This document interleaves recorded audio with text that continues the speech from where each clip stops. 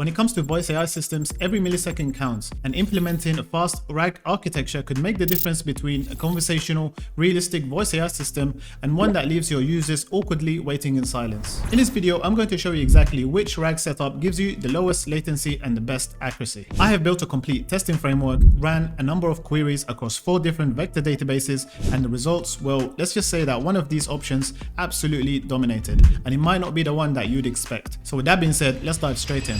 Here's the thing about voice AI agents that most people don't understand. When a user asks the voice AI agent a question, we have about 500 to 800 milliseconds before they notice a delay. In that time, we need to basically convert their speech to text using an SCT model. We process it through our LLM model, and then if a question is asked, we search through our knowledge base. This is the RAG component of the system. And once we have the results, we then generate a response, convert it back to speech via TTS, and then say it back to the user. And oftentimes, all of the other models in this pipeline have been optimized to work in a very fast manner with very low latency, because we can stream the tokens and that reduces the latency. However, when it comes to searching our knowledge base, we have to call a third-party tool, and this usually takes a long time to call the tool, do the search. We need to also embed our question into a vector, so we have to convert it into a vector, do the search in the vector database, and then return the responses. So this is usually where the bottleneck happens whenever we're asking questions to our voice agent. And this is why I built this test to basically find out what is the best model for latency, and also which model actually gives us more accurate results. And this is one thing to keep in mind, is that we don't just want to be very fast, we also want to make sure that we get in the correct responses. Otherwise, it's better to be a little bit slower and more accurate than just to be very fast with the responses and give our customers the wrong information. So it's a fine balance between the two. So before we look at the demo and the results, let's quickly look at what I've built to test out the different vector databases. So first, I want you to understand how I set this up so you can see that it's a fair comparison, because the key here is that we keep everything exactly the same. We only change the vector database. And the foundation of the system is the document ingestion, where we take a PDF of a clinic, so it's a dental clinic of around 20 pages in a PDF file. We pass all of the information in the exact same way, and the chunking strategy has to be exactly the same, because different chunk sizes will completely invalidate the comparison. So we wanted to make sure we ingest the document in the exact same manner, we chunk it in the exact same manner, and we want to also use the same embedding generation. So I used the OpenAI text embedding small model for all of the vector stores. The way I managed to keep everything exactly the same, so the code, when I run the code, we don't actually change anything. We just want to change a single environment variable in our setup. So I'm using Livekit. So I'm able to do this live inside of the dashboard. We go down to our secrets, and then we have the vector store here, environment. All I need to do is update this secret, and we just have to name it one of these: local, Pinecone, Supabase, or Qdrant, and it will automatically use that vector store. So this way we can make sure that all of the tests are exactly the same across the different vector databases. So the 4 different setups that I'm using, I am testing a local setup inside of the Livekit agent, where we have FAISS. So it's an efficient similarity search library, and it allows us to do the similarity searches, which is basically what happens when we query our vector databases. So very powerful and very known library that I decided to use, and we actually keep it local to the agent. So when we host the agent somewhere, whenever we're doing RAG, we're actually talking in the same instance as the AI agent is hosted in. So there's no external dependencies. Next, we also have Pinecone, which is the most popular cloud-based vector database. It's also serverless and it's very scalable. So inside of Pinecone, this is what it looks like. We have 21 different records. These are the different chunks inside of the index. We're using the dimensions here. We're using a cosine for the metric. And we can also use Supabase as the vector database by using pgvector. And basically inside of here, this is how it looks like. So we've got our embeddings table. Again, we have 21 records because we've chunked the information exactly the same. And this is how it looks like inside of our Supabase. And finally, we have Qdrant or Qdrant, depending on how you want to say this. And similarly, we have our vector store index hosted inside of here. We have 21 points. And the status is green, so it's good to go. And finally, I created a metric tracker, and this is where we want to basically capture the embedding latency, the total latency, so from end-to-end RAG timeline. We also want to measure the score, so the score, we're able to see how confident the model is, which is basically like the similarity score between the query and the returned results. And we also want to look at the average score. And finally, we just want to capture the number of results that were returned. This is actually also another environment variable that's set to 3. So we're only returning 3 different documents, because the more documents that you return, the higher the latency. So I think 3 is a good balance between having enough content context and also not having too much context that it delays the model. One thing I also want to cover is the how I classify the system, and we have the different latency statuses. So for anything below 500 milliseconds, we say this is good, it's conversational for the voice AI. Medium is 500 to 1000 milliseconds, so half a second to a second, and anything above that is basically just awkward silence. And this is how I've marked it in the dashboard, which I'll show you guys later after the demo. The quality statuses are also the scores, like I mentioned above here. So this is the similarity results between the query and the results. So anything above 0.8 is excellent, which is quite high. Usually with similarity searches, you're looking around the 0.7 range. So I should probably reduce this slightly. Anything from 0.6 to 0.8 is good. And then below that is poor and probably irrelevant to our query. So now we have seen all of the different vector stores. Let's go ahead and look at the agent in action. Right, so to demonstrate the agent, I have the agent hosted inside of Livekit, and I'm using the Livekit agent playground to quickly chat with the agent. So the agent's already hosted, and I believe currently it's set to the local database. So let's go ahead and connect. Hello. Hello, how can I assist you with your dental needs today? I wanted to ask you, what is the cost for your composite filing for one surface? The cost for a composite filling for one surface at Bright Smile Dental Clinic is $185. Insurance copay estimates typically range from $40 to $75, depending on your coverage.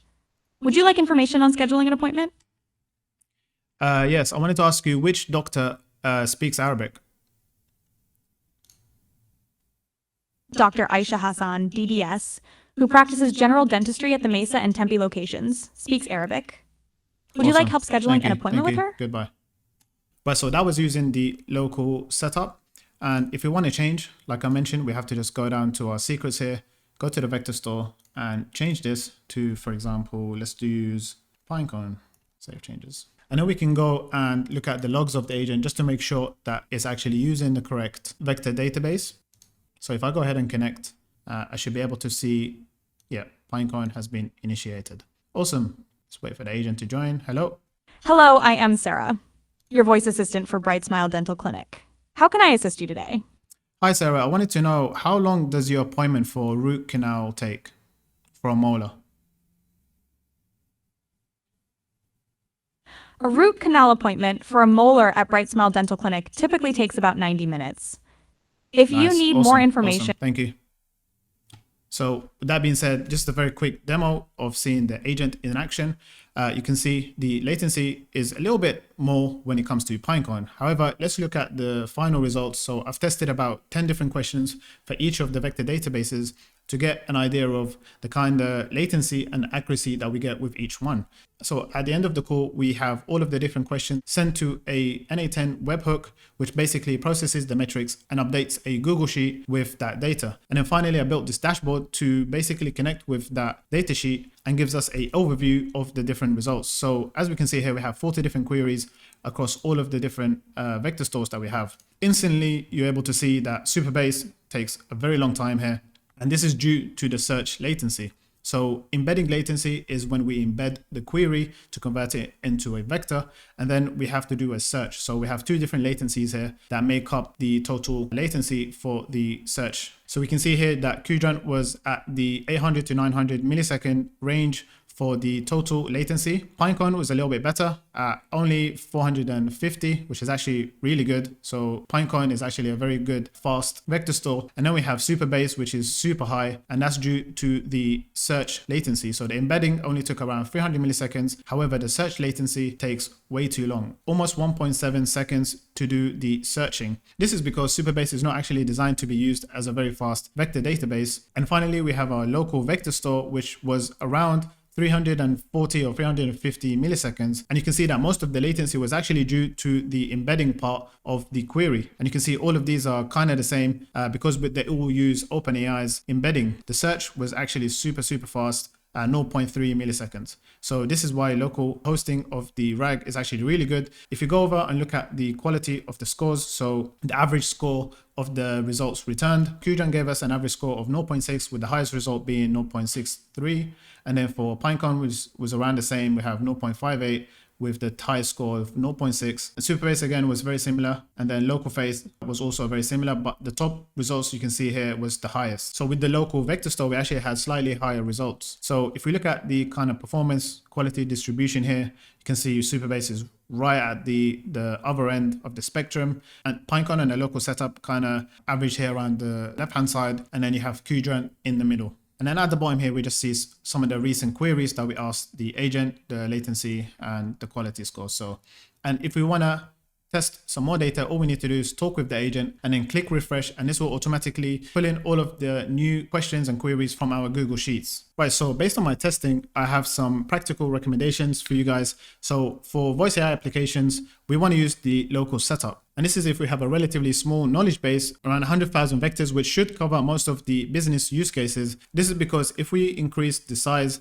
the latency will increase. And also, I'm not quite sure if we're able to even upload such large knowledge base inside of the Livekit, unless you're self-hosting. If you're self-hosting, you can probably increase this. And if you have very good fast GPUs, you can probably increase the knowledge base. However, this is just a good ballpark figure for you guys to know about. And I say this because based on my test, the average latency was super low. 90% of the queries were actually fast, and there was no slow queries. Also, best quality scores for testing. There are 0 infrastructure cost, and there's no network dependencies and external app dependencies. So this is why I highly recommend using the local FAISS library. I'd consider Pinecone if you have a bit more of a budget, so it costs a little bit more.